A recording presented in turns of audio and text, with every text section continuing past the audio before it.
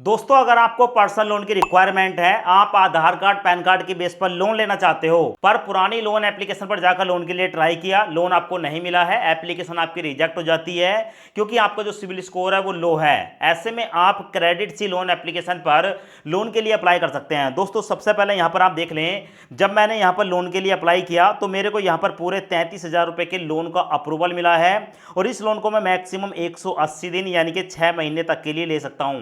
और अगर मैं यहां पर 33,000 रुपए का लोन लेता हूं 6 महीने के लिए, तो मेरे को टोटल रिपेमेंट करनी पड़ेगी 36,960 रुपए, यानी कि 3,960 रुपए मेरे को एक्स्ट्रा पे करना पड़ेगा ब्याज का। सो यहां पर आप देख सकते हैं, अब यहां पर मैं एक्सेप्ट ऑफर पर क्लिक करके इस लोन की अमाउंट को अपने बैंक अकाउंट में ट्रांसफर कर सकता हूं। दोस्तों, आज की इस वीडियो में मैं आपको लोन अप्लाई करने का लाइव प्रूफ प्रोसेस दिखाऊंगा, लोन हम कैसे बैंक में ट्रांसफर करते हैं वो भी दिखाऊंगा, सब कुछ दिखाऊंगा। पर उससे पहले जरूरी होता है कि अगर हम किसी लोन एप्लीकेशन पर लोन के लिए अप्लाई करते हैं तो हमें ये तो पता होना चाहिए कि हमें यहाँ पर कितने रुपए तक का लोन मिलेगा, यहाँ पर हमारा रेट ऑफ इंटरेस्ट क्या रहेगा, मैक्सिमम कितने समय तक के लिए हम लोन ले सकते हैं, कितने रुपए तक का हम लोन ले सकते हैं, ये सारी जानकारी तो हमें पता होनी चाहिए। और आखिरकार यहाँ से लोन अप्लाई करने के लिए हमारी एज कितनी होनी चाहिए, तो मैं यहाँ पर आपको दिखा देता हूँ। सबसे पहले आप यहाँ पर देख लो, अगर यहाँ पर आपको लोन अप्लाई करना है तो आपको यहाँ पर 20,000 रुपए से लेकर 2 लाख रुपए तक का लोन मिलता है और इस लोन को आप 3 महीने से लेकर मैक्सिमम 24 महीने यानी कि 2 साल तक के लिए ले सकते हैं।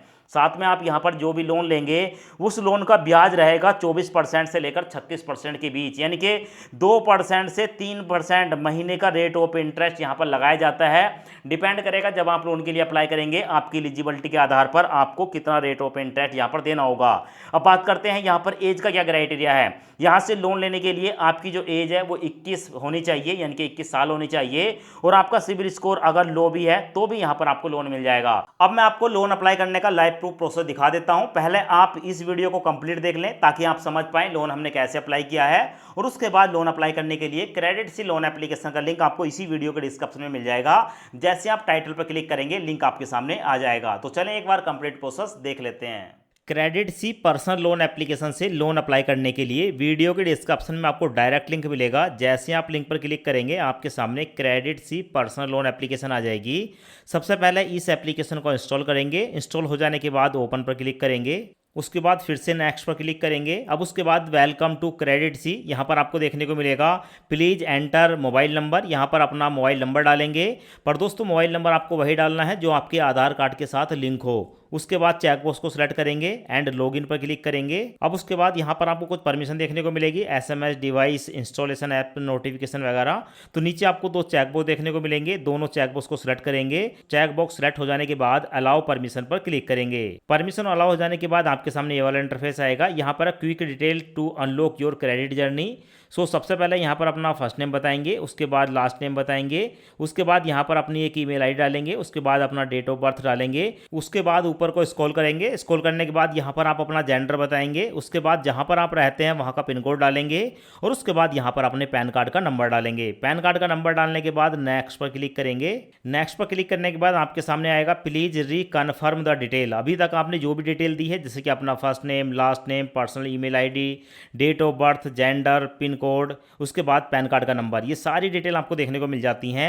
अगर आप ही की डिटेल है और बिल्कुल सही है तो आप यहाँ पर यस प्रोसीड पर क्लिक करेंगे और अगर आपको लगता है कि कोई डिटेल ठीक है गलत हो चुकी है, आपको एडिट करना है, तो यहाँ पर आप एडिट पर क्लिक करके अपनी डिटेल को चेंज कर सकते हैं। अब उसके बाद आपके सामने आता है let's get to know your work life. अब यहाँ पर आपको बताना होगा कि आप यहाँ पर एक सैलरीड पर्सन हैं या सेल्फ एम्प्लॉय हैं। जिस कैटेगरी में भी आप आते हैं उस कैटेगरी को सिलेक्ट कर लेंगे और उसके बाद नेक्स्ट पर क्लिक करेंगे। अब उसके बाद आपसे पूछा जाएगा वर्क योर लाइफ, यानी कि आप क्या काम करते हैं। अगर आप एक सैलरीड पर्सन है तो आपसे कंपनी के बारे में पूछा जाएगा और अगर आप एक सेल्फ एम्प्लॉय हैं तो आपसे आपके बिजनेस के बारे में पूछा जाएगा। तो यहाँ पर हमने सैलरीड पर्सन सेलेक्ट किया है तो ऐसे में हमसे पूछा जा रहा है कि आप किस कंपनी में जॉब करते हैं। कंपनी का नाम यहाँ पर डाल दें। आपकी डेजिग्नेशन क्या है, यानी कि आपकी पोस्ट क्या है, आप मैनेजर हैं, इंजीनियर हैं, यहाँ पर सेलेक्ट कर लें। अब उसके बाद आपसे पूछा जाता है नेट मंथली सैलरी, आपकी एक महीने की सैलरी कितनी है, यहाँ पर आप डालेंगे। अब उसके बाद नीचे आपको देखने देखने को मिलता है सैलरी मोड। अब सैलरी मोड में आपके सामने आता है सिलेक्ट सैलरी मोड, ठीक है, यानी कि आपको जो सैलरी मिलती है वो कैश मिलता है, चेक मिलता है या बैंक में ट्रांसफर होता है। आप उस ऑप्शन को सिलेक्ट कर लेंगे और उसके बाद नेक्स्ट पर क्लिक करेंगे। नेक्स्ट पर क्लिक करने के बाद अभी तक आपने जो भी डिटेल दी है अपने वर्क से रिलेटेड, यानी कि कंपनी का नाम, आपकी सैलरी, आपकी पोस्ट, ठीक है, सैलरी मोड ये आपको देखने को मिलता है। आपने जो डिटेल यहाँ पर फिलअप करी है वो सही है तो यस प्रोसीड पर क्लिक करेंगे। अब उसके बाद आपके सामने आएगा securely connect your bank in just a few tab, यानी कि अब आपका जो भी बैंक है जिसमें आपकी सैलरी आती है, ठीक है, उस बैंक को आपको यहाँ पर सेलेक्ट करना होता है। तो आपके बैंक में जो भी आपको मोबाइल नंबर है यहाँ पर आप अपना मोबाइल नंबर डाल देंगे, उसके बाद प्रोसीड पर क्लिक करेंगे। उसके बाद यहाँ पर अपने बैंक के नाम को सिलेक्ट कर लेंगे या जो भी आपको बैंक देखने को मिलेगा उस पर आप एक बार टैप करेंगे। अब उसके बाद आपके सामने आएगा सिलेक्ट योर बैंक, यहाँ पर आपको आपका बैंक देखने को मिल जाएगा। नीचे यहाँ पर आप अपना अकाउंट नंबर डालेंगे। अकाउंट नंबर डालने के बाद प्रोसीड पर क्लिक करेंगे। अब उसके बाद आपके सामने आता है यहाँ पर कि भाई आपका जो बैंक स्टेटमेंट है उसको यहाँ पर जो है फैच नहीं किया गया है। ऐसी कंडीशन में आप यहाँ पर मैनुअल अपने बैंक के जो भी आपके पास स्टेटमेंट है उसको अपलोड कर सकते हैं। देखिए दो ऑप्शन है यहाँ पर। पहला प्रोसेस होता है कि आपके मोबाइल नंबर पर एक ओटीपी आता है, ओटीपी डालकर जैसे सबमिट करते हैं तो उसके बाद आपका जो बैंक स्टेटमेंट है ऑटोमेटिक ले लिया जाता है। और अगर ऑटोमेटिक आपका बैंक स्टेटमेंट नहीं लिया आता है, ऐसी कंडीशन में आप यहाँ पर अपने जो आपका बैंक स्टेटमेंट है उसकी पीडीएफ फाइल को यहाँ पर अपलोड कर सकते हैं। उसके बाद जो भी आपका पीडीएफ फाइल है बैंक स्टेटमेंट का, अगर उस पर कोई पासवर्ड है, ठीक है, तो उस पासवर्ड को यहाँ पर डालेंगे और उसके बाद कंटिन्यू पर क्लिक करेंगे।